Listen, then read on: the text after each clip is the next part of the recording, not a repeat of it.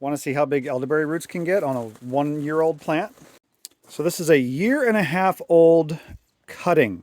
Now you can tell this was already a hardwood cutting that I plugged into the ground in the spring last February. You can also see here that the root ripped and I lost half of it. But what we have here is a root that's over 6 feet long that I was able to excavate. And this root is still completely viable. And so what I'm going to do is I may actually cut this root into a few segments wherever it has damage from being dug up, like right there. And I may actually plant these roots and get them to grow. And I also think, even though I cracked the stem, ripping it out, I also think I can get this to resprout. Elderberry is very, very hardy. And like I said before, I'm missing probably still 3/4 of the actual root. And this just kind of puts into perspective how crazy this is.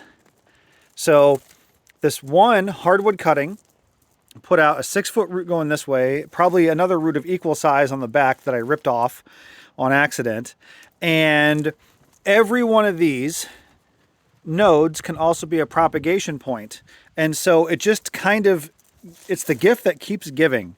And so what I'm likely to do is I'm likely to cut the root around here, replant this after I trim most of this growth off, and I'm going to plant the earth.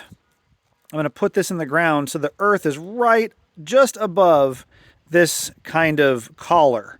And that will hopefully stimulate roots up here and along the shaft again.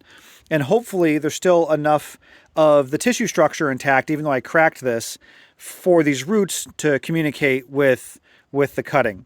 But really, I want this cutting to become deprecated and to become basically just a scaffold for the new healthy growth that's not regrowing out of an old cutting.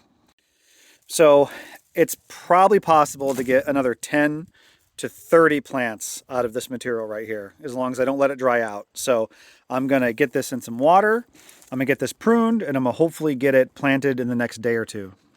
This is one of the reasons why I love elderberry so much, and I'm pretty much obsessed with them.